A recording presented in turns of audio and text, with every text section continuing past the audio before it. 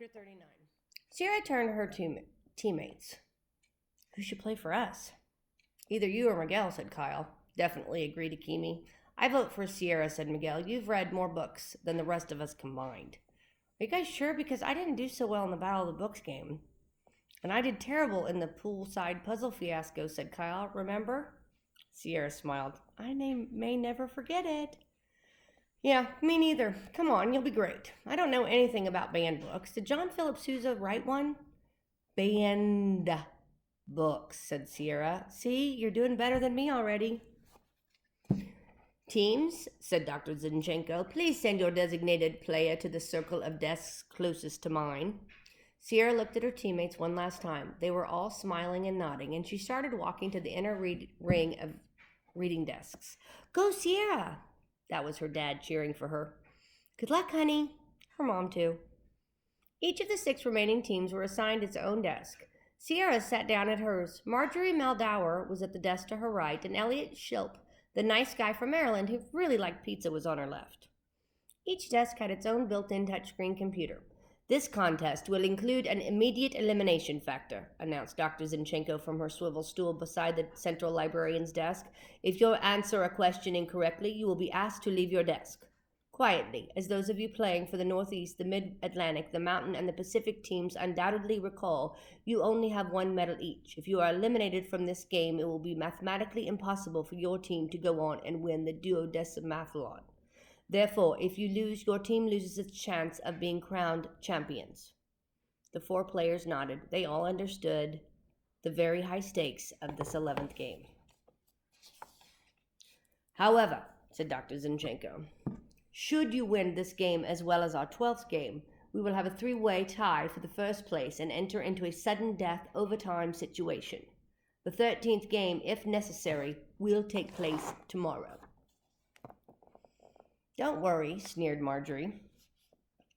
We won't be playing any games tomorrow. Let us begin, said Dr. Zinchenko, completely ignoring Marjorie Moldower. I will read a multiple choice question. Use the touchscreen computers in your reading desk to select your answers. Sierra took in a deep breath.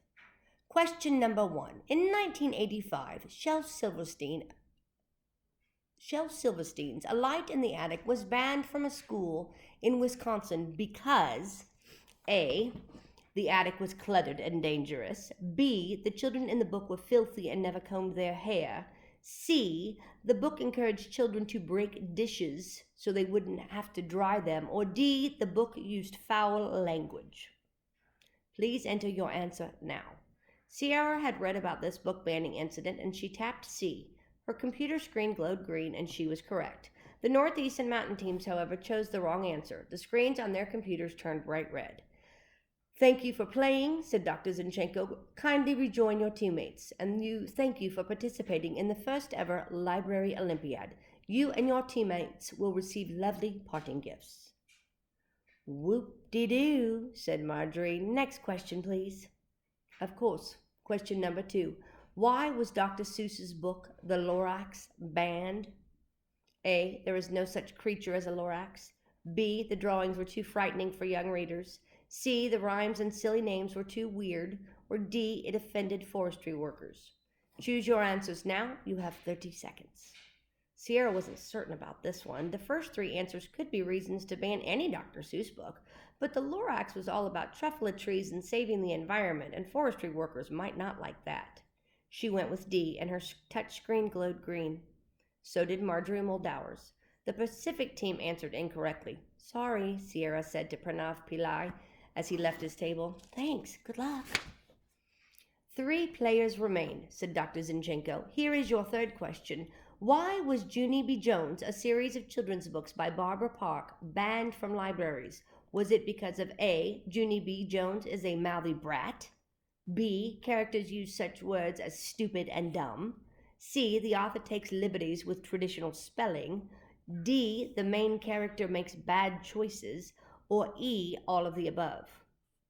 Since Sierra had loved the Junie B. Jones when she was younger, she knew the correct answer was E. All of the above. So did Marjorie Moldower.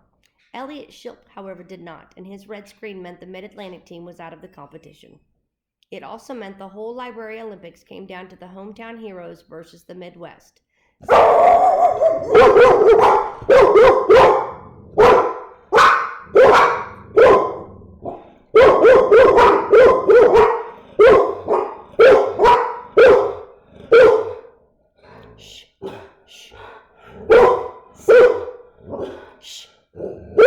Sierra Russell versus Marjorie Dowd.